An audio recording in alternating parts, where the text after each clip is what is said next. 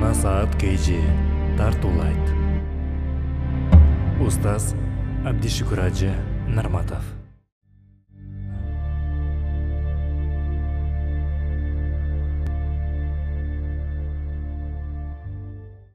Алам жаратқан Аллах Таала мақтау олар, пайғамбарымызға дуа саламдардан кейін, урматтуу мұсылман бір тоғаным, ирхаму фил ард, ярхамукум ман фис сама.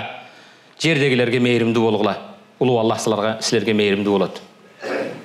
Ар-рахимуна ярхамухумур рахман. Мейірімділерге рахман болған Аллах мейірімділігін қылады.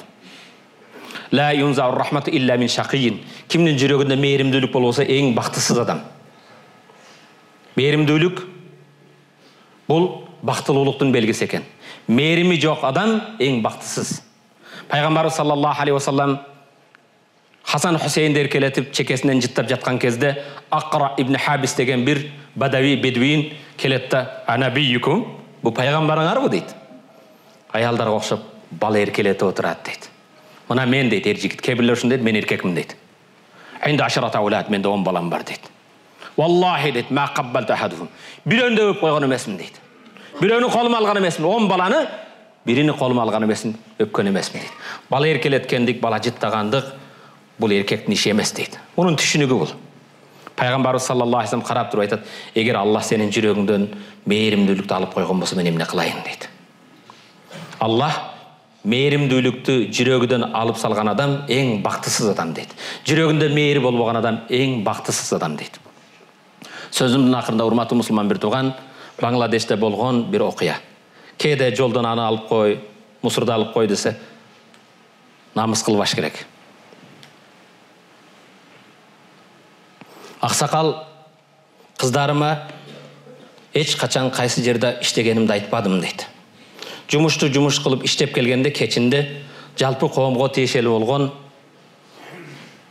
көшелерде, дәретханаларда жуынып, тазаланып келіп жүрдім дейді. Тапқан тиын тыпырымды өмірімде ешбір майка ішкі киімді алған жоқпын, ескі кийдім. Бірақ балдарымдың келечек оқуысына, тәрбиясына сарптадым дейді. Ошентіп қыздарымды оқыттым, чоңойттым. Қайсы жерде іштегенімді еш қачан балдарыма, қыздарым айтпадым. Қыздарым, балдарым мектепте теңқұрлардан, классташтардан намыс қылбасын деп дейді. Бой жетіп, мектепті жақсы оқып бүтіп, қызым университетке кірді. Университеттің контрагын төлөгөнгө келгенде тыйыным жетпей қалды дейді. Емне қыларымды білбедім. Қызым айтсам, айтпасам ба? Емне деймін? Іштеген жерім, тапқаным өзі белгілі. Емне жұмыс қылады екен? Мұсыр тазалайды екен. Адамдардың қажетханасын тазалайды екен.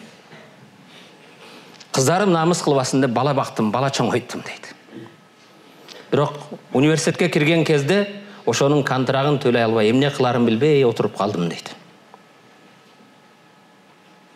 Жұмысқа шықтым адаттағыдай. Досторым, башқа бірге іштеген кесіптештерім бары жұмышын қылып жатты. Мен жұмыс қылып келген кезде жайымдан отыра албастан жылалбай қалдым. Қызыма емне деймін? Қызым, сенің оқуыңа тыйым бере албаймын. Тыйыным жетпейді деп айтамын ба? Емне деймін? Мұның келечегі елі дейді. Менің бардық үмітім балдарым маға оқшап қиналбасын, келечегін құрсын деген елім. Бірақ түштен өге отырған кезде бірге іштеген, мұсыр жинаған, ақылат тазалаған, қажетханалы тазалаған әрбір жолдастарым келіп, қолдарында тиын тыпыр маға беріп баштады дейді. Барын тиын тыпырын қарасам, контрактқа жете тұрған. Ап келіп қызымды оқуға кіргіздім. Аларға қарап, емне болды десем дейді. Сенің қызың біздің қызымыз, біз білеміз. Сен ошо қыздарды оқытамын деп үшінтіп жаттың деді дейді. Құдайыма шүкір ошентіп қызым оқуыны бүтті. Мен мақсатыма жеткендей жақшема болды. Ошо қызым оқуда жақшы оқып, бүткен күні мен анан үйге келіп жуынып, жұмышымды айттым дейді. Біз мұсыр тазалаған жерге жақшы оқуыны бүткен, жақшы жұмысқа орнашқан қызым дайыма бізге түшкі тамақ алып келіп баштады дейді. Күніге алып келеді. Bir күн бірге отырғанда барыз. Қыздан сұрады дейді достарым дейді. Сен эмне үшін мұнша өзіңді қиынайсың? Біз сен үшін кімбіз? Күніге түшкі тамақты бізге алып келесің дедім дейді. Қарап тұрып қыз көзінен жаш ағып, Мен окууга кирейин деген кезде контрактты силер бергенсиңер. Силердей адамдар бар экен, мен окудум. Силердей бар үчүн келечек менин окуум жакшы бүттү. Ошондуктан мен силерге милдеттүүмүн. Силерди багууга. Силердей адамдар бар экен, биздей адамдар окуду. Мен өзүмдүн мойнумдагы карызымды аткарып жатам деп. Урматтуу мусулман бир тууган, кээде намазга келебиз, алхамдулилла, Аллах таала разы болсун, биздин мекендештерибиз, жердештерибиз көчөлөрдү шыпырып атат, башка кылып атат. Булардын да жумушун баалайлы. Кээде бул арзыбаган жумуш андай мындай деп шылдыңдабай күлбөш керек. Бир нанды жеш үчүн дыйкан урук себет. Тракторчу жер айдайт. Комбайн жыйнайт. Кампачы жыйнайт. Ал канча адамдын колунан өтөт. Навайчы нан кылат, камырчы камыр кылат. Бир нан жеш үчүн канчалаган адамдын кызматы бар. Эгер ушу мусур жыйнаган бир туугандарыбыз бир жума чыкпай койсо, шаар эмне болот? 2-3 күн мусурду алып кетпесе эмне болот таштандыга? Шаар кандай жыттанып кетет? Кандай оорулар таркап кетет? Булардын да жумушун баалаштын бир себеби мойнуңуздагы милдетибиз, бир жолу демекчимин. Машинеңде жүргөн кезде туш келди, таштаба. Туш келген жерге бананды жеп кабыгын, суун ичип, бутулкасын, башкасын таштаба. Бул эң жаман нерсе, мына көп айттым. Кыргыздын желеги желбиреп тура сыймыктанасын. Бирок чыгып келгиле, айлана чөйрөсү бардыгы таштандыга толуп кеткен. Аны ким таштап жатат? Башка шаардан, башка мамлекеттен эч ким келген жок. Ошо биздин кыздарыбыз, балдарыбыз. Ош Бишкек жолдорунда кандай кооз жерлерибиз бар. Бирок машинеңизди токтотуп көрүңчү. Бул чирип жок болбойт экен, азыркы пакеттери, бутылкалары, пластиктери.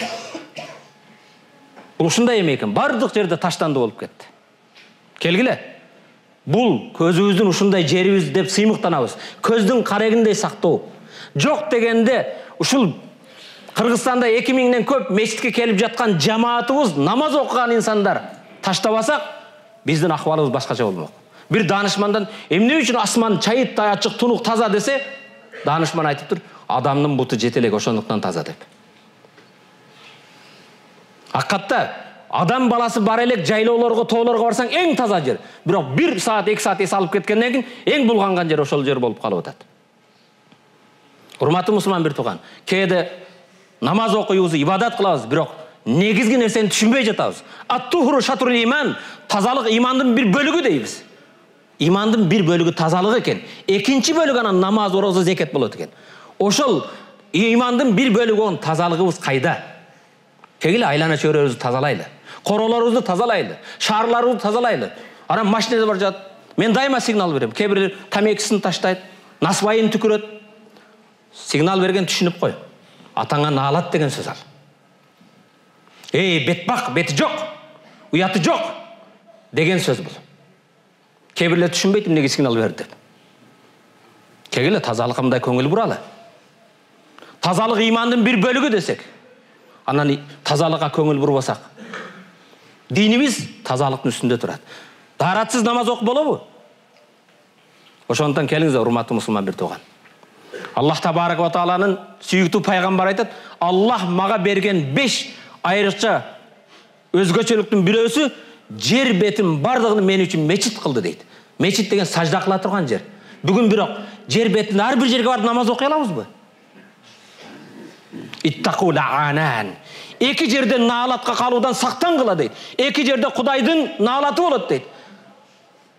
Наалатка калгандар ким десе, адамдардын жолуна же адамдар көлөкөлөп эс ала турган жерге дара тушатып койгондор дейт.